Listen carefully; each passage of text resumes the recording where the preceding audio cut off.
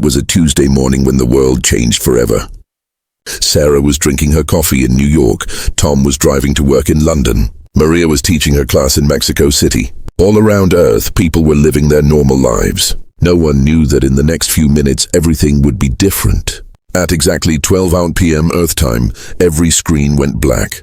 Every TV, every phone, every computer, they all showed the same thing. Nothing, just darkness. People tried to change channels. They pressed buttons. They shook their phones. Nothing worked. Then the screens turned on again. But what they showed was not from Earth.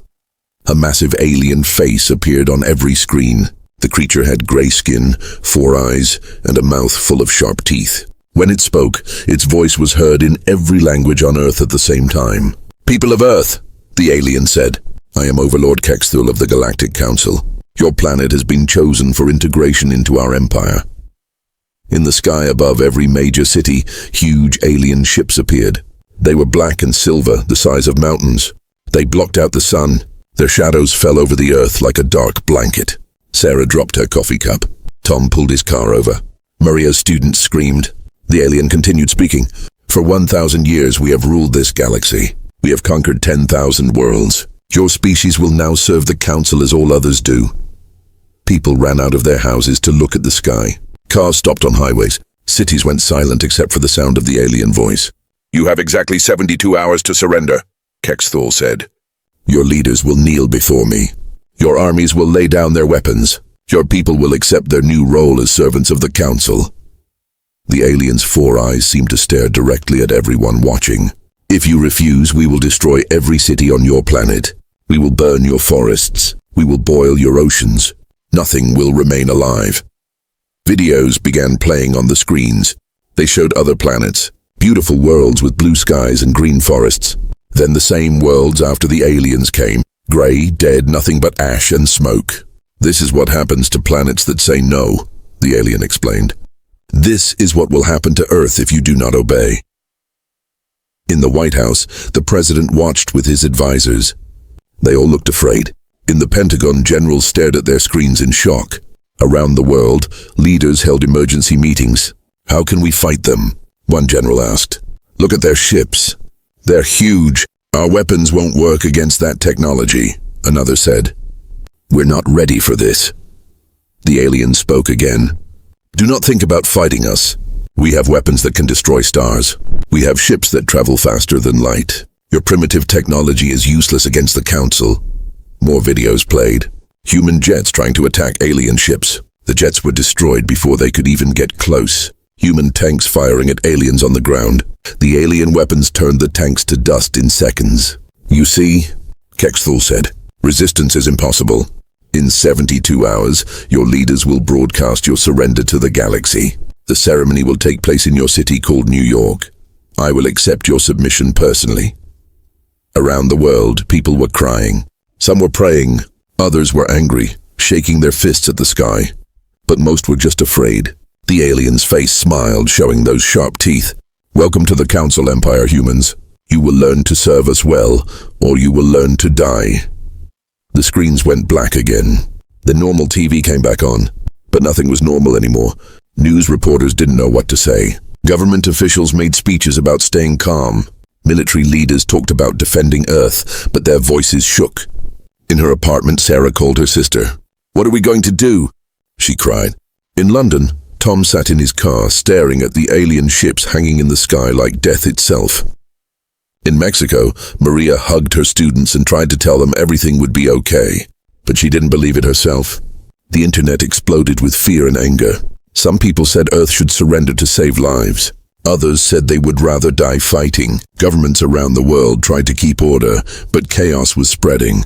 That night, as people around the world tried to sleep under the shadow of alien ships, something else was happening. In a secret government facility buried deep underground, an old man in a military uniform picked up a red phone. His hands were steady. His voice was calm. "This is General Morrison," he said into the phone. "Authorization code Alpha Black 7. The aliens have made contact. It's time." On the other end of the line, a voice answered. "Understood, sir. Activating Protocol Black. All units are go." The general hung up the phone and looked at a map on the wall. It showed locations around the world, marked with black dots, places that didn't exist on any public map, places that had been waiting for this day for 50 years. Above ground, people thought Earth was helpless. They thought humanity had no choice but to surrender. They were wrong. The aliens had made one terrible mistake. They thought they knew everything about humanity. They thought Earth was weak and unprepared. In 72 hours, Overlord Kexthal would learn the truth, and the galaxy would never be the same. 50 years ago, Earth received its first visitor from space. It was not the Galactic Council. It was something else entirely. The small ship crashed in the Nevada desert on a cold night in 1975. Only 3 people saw it happen, 2 scientists and 1 military officer. They found the pilot still alive inside the wreckage. The alien was dying, but it had an important message. "The Council is coming," it whispered in broken English. "They will try to make you slaves. You must prepare. You must be ready." The alien's name was Zephyr. His people had once been free, but the Council destroyed his world. He had escaped to warn Earth. "They think humans are weak," Zephyr said. "Use this. Make them wrong." Before he died, Zephyr gave the humans something incredible: advanced technology. Ship designs, weapons, energy systems, everything Earth would need to fight back. But there was one condition: it had to stay secret. If the Council found out Earth was preparing, they would attack immediately. So for 50 years, Earth built an army in the shadows. Now, as alien ships hung over every major city, General Morrison walked through corridors that didn't exist on any map. He was deep underground, in a facility called Site Black. It was one of 12 such places around the world. "Status report," Morrison said to Colonel Hayes, his second in command. "All ships are ready, sir," Hayes replied. "We have 2,847 vessels across all sites. Crews have been training for decades. They're eager to fight," Morrison nodded. They had been preparing for this moment since he was a young lieutenant. Now he was old and gray, but finally the wait was over. They entered a massive elevator that dropped down for 3 minutes. When the doors opened, Morrison smiled for the first time in days. The underground shipyard was enormous. It stretched for miles in every direction. Thousands of ships sat in perfect rows, black as space itself. They looked nothing like human technology, but they weren't fully alien either. These were hybrid ships, human engineering mixed with Zephyr's advanced designs. "Beautiful, aren't they?" said a voice behind them. Morrison turned to see Admiral Sarah Chen walking toward them. She was 45 years old with sharp eyes and scars on her hands from years of training. She had been chosen to lead the Black Armada when she was just 25. "Admiral," Morrison said, "are your people ready?" "We've been ready for 20 years, Chen replied. "My pilots were born for this moment." Chen had her own reasons for hating the Council. When she was a child, Council raiders had attacked a human research station on Mars. Her parents were scientists there. She never saw them again. That's when Earth learned the Council had been watching them for years, waiting for the right moment to attack. "Show me the flagship," Morrison said. They walked to the center of the shipyard. There, sitting like a sleeping giant, was the largest ship Chen had ever commanded. It was called the Retribution, and it was beautiful and terrifying at the same time. The ship was made from dark matter technology that Zephyr had given them. It could become invisible to any scanner. It could travel faster than light, and its weapons could cut through any alien armor. "Each ship has a crew of 50, Chen explained as they walked around the Retribution. "We've trained them in zero gravity, in space combat, in alien technology. They know every weakness the Council has." "How many people know about this?" Morrison asked. "Outside of the crews, maybe 100 people on the entire planet. Presidents, prime ministers, a few generals. That's it." For 50 years, thousands of people had worked on the Black Armada project. They lived in secret facilities. Their families thought they were dead. They had given up normal lives to protect Earth. "The Council thinks we're primitive," Hayes said. "They think we only have rockets and nuclear weapons." Chen laughed. "They're going to get a surprise." Above them, on the surface, the world was in chaos. People were scared. Governments were talking about surrender. The news showed alien ships in the sky, looking impossible to defeat. But down here, Earth's real defenders were getting ready. "How long until we launch?" Morrison asked. 6 hours, Chen replied. "We'll move into position while the Council is busy celebrating their easy victory. They won't see us coming until it's too late." Morrison looked at the thousands of ships around them. Each one represented years of secret work, hidden sacrifice, and desperate hope. Zephyr would be proud, he said quietly. Chen nodded. His people couldn't fight back. But we can. We will. Alarms began sounding throughout the facility. Red lights flashed. A voice came over the speakers. All personnel to battle stations. Operation Freedom begins in T-6 hours. Thousands of pilots ran to their ships. Engineers made final checks. Weapons specialists loaded ammunition that could destroy mountains. Chen walked to her command chair on the Retribution. She looked at the photo on her desk. Her parents, smiling on Mars 30 years ago, before the Council took them away. "This is for you," she whispered. Above ground, the Galactic Council was getting ready for humanity's surrender. Overlord Kexthul was planning his victory ceremony. His fleet was positioning itself for easy control of Earth. None of them knew that Earth's real fleet was about to rise from the shadows.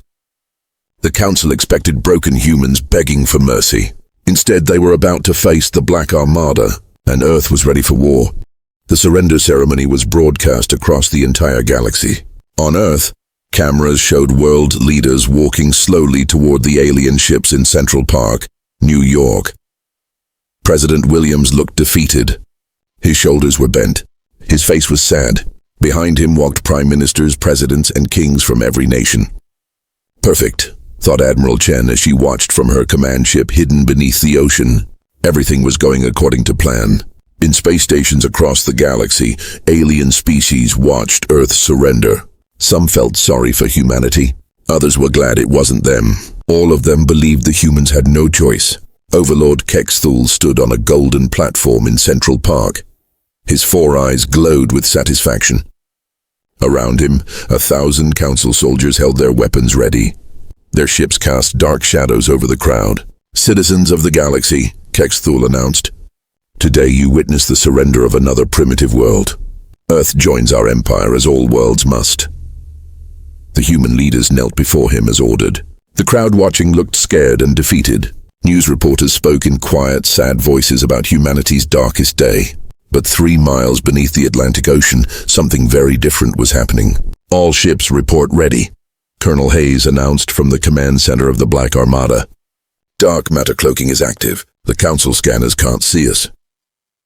Around the world, similar scenes were playing out. Ships rose silently from hidden bases in mountains, under lakes, buried in deserts. The Black Armada was moving into position. Kexthul continued his victory speech. "Your planet will provide workers for our mines. Your children will serve in our armies. Your resources will feed our empire." He gestured to the human leaders kneeling before him. "Look at your brave leaders now. See how easily they submit to superior power." President Williams raised his head slightly. For just a moment, his eyes met the camera. And for anyone watching closely, they might have seen something strange. He wasn't afraid. He was angry. In space, the Council fleet spread out in perfect formation around Earth. 12 massive battleships, each one capable of destroying a continent. 50 smaller ships surrounded them like guards. They had positioned themselves exactly where Earth's military strategists had hoped they would.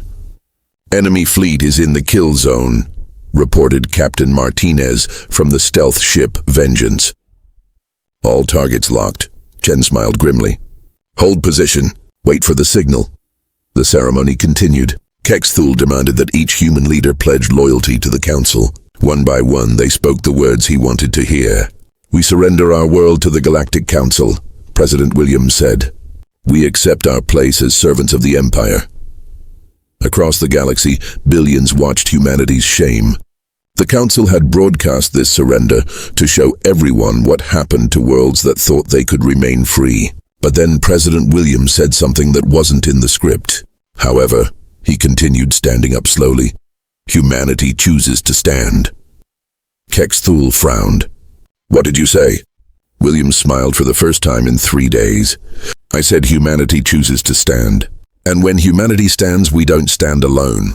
Those were the code words, the signal the Black Armada had been waiting for. 3,000 feet above Central Park, the air began to shimmer. Then, like ghosts becoming real, human ships appeared in the sky. Dozens of them, all painted black as space, all bristling with weapons the Council had never seen before. Kexthul's 4 eyes went wide with shock. "Impossible!" Our sensors showed no ships. Your sensors can't detect dark matter technology, Williams replied. Something you might have learned if you hadn't been so busy conquering peaceful worlds. In space around Earth, more ships decloaked. Hundreds of them. The Black Armada surrounded the Council fleet completely. The aliens found themselves trapped in the middle of an enemy formation. "This is Admiral Sarah Chen of the Earth Defense Force," came a voice over all communication channels. "Council fleet, you are completely surrounded. Power down your weapons and prepare to be boarded." Kexthul screamed into his communicator. "All ships, destroy the human vessels immediately." The lead Council battleship fired its main weapon at Chen's flagship. The beam was powerful enough to cut through a mountain, but when it hit the Retribution, the energy just disappeared. "Dark matter shields," Chen explained calmly. "Your weapons can't hurt us, but ours can certainly hurt you." The Retribution fired a single shot. A beam of pure energy struck the Council battleship's engines. The massive alien ship went dark and began drifting helplessly. "How is this possible?" Kexthul demanded. "We've had 50 years to prepare," Williams replied. 50 years to study your technology. 50 years to build something better." Around Earth, the battle began in earnest. Council ships tried to fight back, but they were outmatched. Human ships moved faster, hit harder, and took no damage from alien weapons. "Surrender now," Chen broadcast to the alien fleet, "and your crews will be treated fairly. Continue fighting and we'll send you to join the worlds you destroyed." But Kexthul wasn't finished. His personal ship began charging its planet-killer weapon. "If I cannot have Earth," he snarled, "then no one can. I'll turn your world to ash." Chen's voice turned cold as space. "I was hoping you'd say that." The trap was complete. The Council had expected easy victory and found themselves facing Earth's fury instead. And the real battle was just beginning. The planet-killer weapon began to glow. Kexthul's ship, the Devastator, was 3 miles long and covered in massive cannons. Its main weapon could turn an entire world into space dust. The alien overlord's 4 eyes burned with rage as he prepared to destroy Earth. "You want to play games, humans?" he screamed over the communication channels. "I'll show you what happens to insects who bite back." Admiral Chen watched the weapon charging on her screens. She had 30 seconds before Kexthul could fire. 30 seconds to save her world. "All ships, priority target is the Devastator," she commanded. "Take out that planet killer now." The Black Armada moved like a pack of wolves. 50 human ships dove toward Kexthul's massive vessel, their weapons blazing. Beams of energy lit up space like deadly fireworks. But the Devastator had shields too. Ancient technology from 1,000 conquered worlds protected its hull. The human weapons struck the barriers and scattered like rain on glass. 15 seconds to firing, reported her weapons officer. Chen gritted her teeth. Time for the personal touch. "This is Admiral Chen to all ships. Follow my lead. Attack pattern Zephyr 7. She pushed her ship's engines to maximum power. The Retribution shot forward like a bullet, heading straight for the Devastator's main weapon. Behind her, 24 other ships followed in perfect formation. Kexthul laughed as he watched them approach. "Foolish humans, you think your tiny ships can stop me?" 10 seconds, the weapons officer announced. Chen remembered her parents on Mars. She remembered the burning research station. She remembered Zephyr's dying words about hope and courage. "Fire everything," she ordered. 25 ships fired at the exact same spot on the Devastator's shields. 25 concentrated beams of pure energy hit the same point at the same instant. The alien shields flickered, sparked, failed. 5 seconds. Chen's ship flew directly into the gap. Her forward cannons were so close to the Devastator's hull that she could see alien crew members running in panic through the windows. "This is for my parents," she whispered and pulled the trigger. The Retribution's main weapon fired directly into the planet killer's core. The massive alien weapon exploded in a chain reaction of light and fire. The blast was so bright it could be seen from Earth's surface. Kexthul's ship went dark and began breaking apart. Around them, the space battle raged on. Council ships tried to form defensive lines, but human pilots were better trained. They had studied alien tactics for 50 years. Every weakness, every mistake, every pattern, they knew it all. "Strike Team Alpha, take out their command ship," Chen ordered. "Strike Team Beta, destroy their communications array. All fighters, protect the Earth orbital stations." The battle moved fast. Human ships darted between the massive alien vessels like birds attacking elephants. They were smaller, but they were smarter and faster. Captain Rodriguez in the ship Defiance led 5 fighters against a Council cruiser. The alien ship fired dozens of missiles at them, but Rodriguez's team moved like dancers. They spun and twisted through space, avoiding every shot. "Too slow," Rodriguez laughed as his team destroyed the cruiser's engines. Meanwhile, Captain Kim in the Thunderbolt was having her own fun. Her ship could become completely invisible for short periods. She would appear, fire, then vanish again before the aliens could shoot back. "Now you see me, now you don't," she called out as she destroyed another alien vessel. But the Council wasn't finished yet. Their remaining ships began calling for help from other sectors of the galaxy. Reinforcement fleets were already on their way to Earth. "Admiral," her communication officer reported, "we're detecting incoming jump signatures. Lots of them." Chen nodded grimly. She had expected this. The Council ruled through fear and overwhelming numbers. When one fleet failed, they sent 10 more. "How long until they arrive?" she asked. 20 minutes. 20 minutes to finish off the current fleet and prepare for round 2. It would be close. "All ships, increase attack intensity. We need to wrap this up fast." The human fleet pressed their advantage. More Council ships fell to their superior tactics and weapons, but some aliens were getting desperate. One damaged Council vessel tried to ram into a human ship. Captain Park in the Hammer saw it coming and spun away at the last second. The alien ship crashed into its own ally instead. "Watch where you're flying," Park called out cheerfully. Finally, only one Council ship remained functional, a small cruiser trying to escape toward the edge of the solar system. "Should we let them go?" asked Colonel Hayes. Chen considered it. One ship could tell the rest of the galaxy what had happened here. It could spread fear of humanity's power. "Let them run," she decided. "Let them tell everyone what they saw today." The Council cruiser disappeared into hyperspace, carrying news of humanity's victory to the far corners of the galaxy. But their celebration was short-lived. The reinforcement fleets were almost here, 300 more alien ships coming for revenge. Chen looked at her tired crews and damaged ships. They had won the first battle, but the war was just beginning. "All ships, prepare for round 2, she announced. "Earth isn't done fighting yet." The reinforcement fleets arrived expecting to find Earth in ruins. Instead, they found 300 human ships waiting for them. Admiral Chen had used the 20-minute break well. More Black Armada vessels had emerged from hidden bases across the solar system.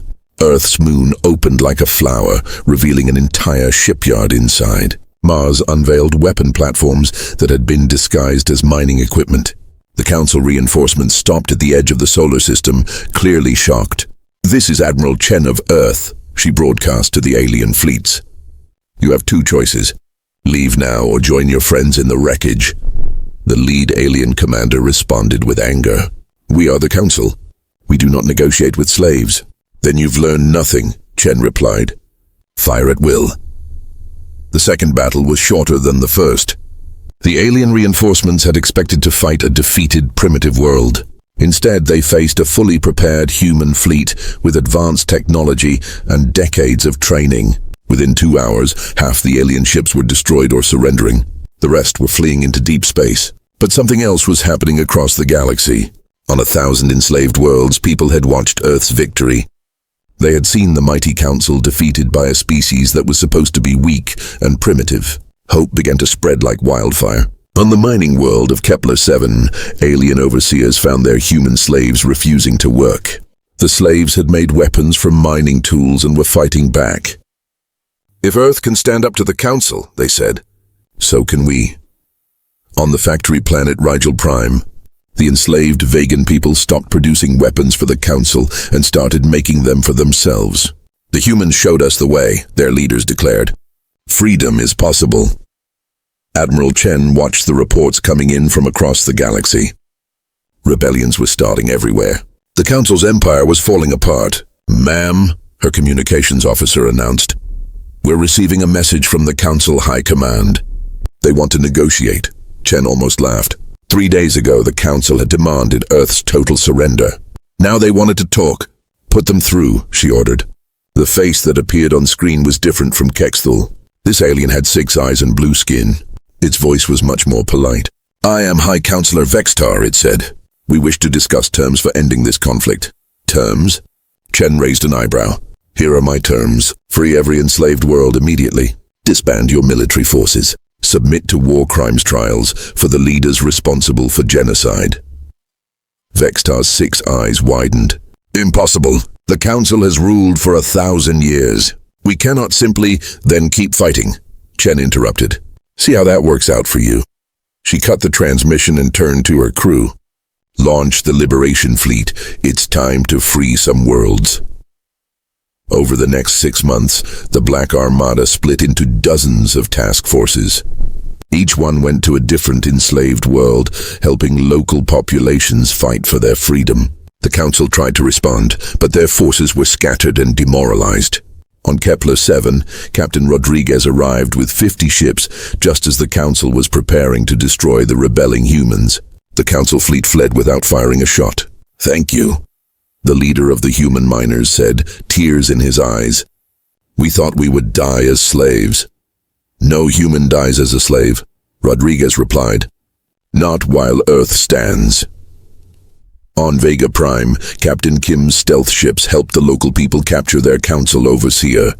The alien who had tortured them for decades was put on trial by his former victims. Justice was finally coming to the galaxy. Meanwhile, Admiral Chen returned to Earth as a hero, but she wasn't interested in parades or medals. She had one more thing to do. She traveled to the Mars Memorial, where the names of her parents were carved in black stone, along with thousands of other victims of Council attacks. She placed a small flower at the base of the monument. We did it, she whispered. The galaxy is free. 6 months later, representatives from 100 worlds gathered on Earth for the first Galactic Freedom Conference. Humans, vegans, Rigelians, Kepleroids, species that had never worked together before, sat around the same table as equals. The old empire is dead, President Williams announced to the assembly. Today we begin something new, a galaxy where every world has a voice, where freedom is protected, where no species rules over another. The Galactic Freedom Alliance was born that day.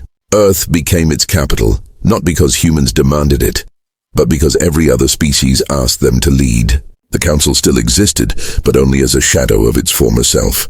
Most of their fleet was destroyed. Their enslaved worlds were free. Their leaders were in prison or hiding. High Counselor Vextar, now just another refugee, watched the Freedom Alliance ceremony from a cheap hotel on a distant world. His empire was gone. His power was nothing, and it was all because they had underestimated one small blue planet. Years later, when alien children across the galaxy learned about the Great Liberation, they would always ask the same question. What made Earth so special? And their teachers would smile and say, when the Council told them to kneel, humans chose to stand. And when humans stand together, nothing in the universe can make them fall. The age of the Council was over.